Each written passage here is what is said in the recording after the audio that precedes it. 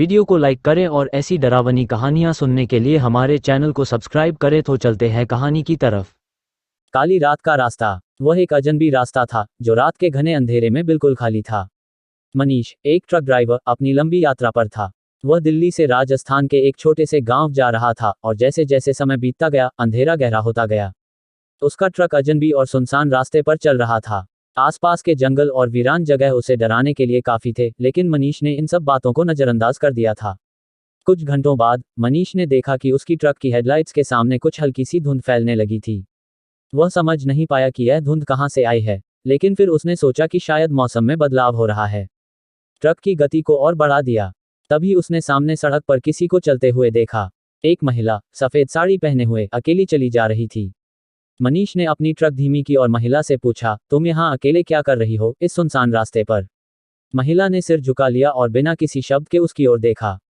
मनीष का दिल एक पल को कांप उठा, क्योंकि महिला का चेहरा अजीब तरीके से फीका और डरावना लग रहा था। उसकी आंखों में कुछ ऐसा था जो मनीष को डर में डाल रहा था, लेकिन उसने फिर भी अपनी सहानुभूति दिखाते हुए कहा, तुम कहाँ जा रही हो?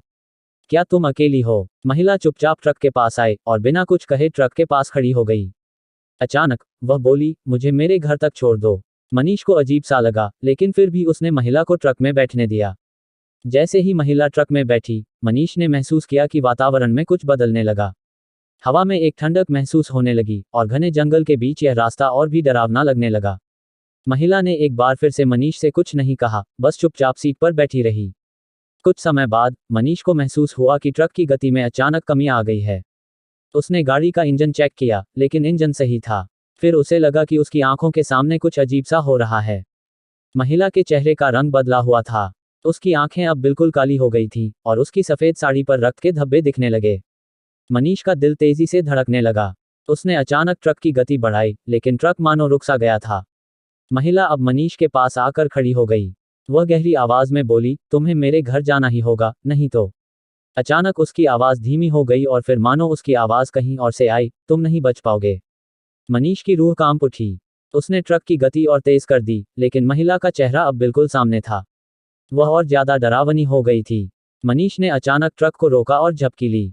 कुछ पल बाद जब उसने आंखें खोली तो देखा कि वह महिला अब बिल्कुल गायब हो चुकी थी। वह शॉक्ड था। उसने इधर उधर देखा, लेकिन उसे कहीं भी महिला का नामो निशान नहीं मिला। मनीष ने सोचा कि यह सब उसके दिमाग का खेल था, लेकिन जब वह गाड़ी चलाने के लिए फिर से आगे बढ़ा तो उसने देखा कि सड़क पर खून के निशान पड़े थे और वही महिला की सफेद साड़ी सड़क पर पड़ी थी। मनीष समझ गया था कि उसने किसी अनजानी ताकत से सामना किया था और उसे इस रास्ते से बाहर निकलने की जल्दी थी। वह पूरी रात ट्रक चलाता रहा और सुबह के समय जैसे ही उसे एक गांव दिखा, उसने ट्रक रोका। मनीष ने वहां के लोगों से पूछा, क्या आप लोग इस रास्ते के बारे में जानते हैं? गांव के बुजुर्ग व्यक्ति ने उसे देखा और गंभीर स्वर में कहा, यह रास्ता कभी नहीं लेना चाहिए। यहाँ कई साल पहले एक महिला की हत्या हुई थी और अब उसकी आत्मा रात को यहाँ से गुजरने वालों का शिकार करती है। मनीष का चेहरा सफेद पड़ गया।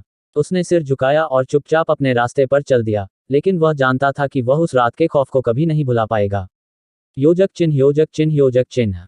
यह कहानी एक ट्रक ड्राइवर की है जो एक रहस्यमयी और खौफनाक रास्ते पर एक अजनबी महिला का सामना करता है।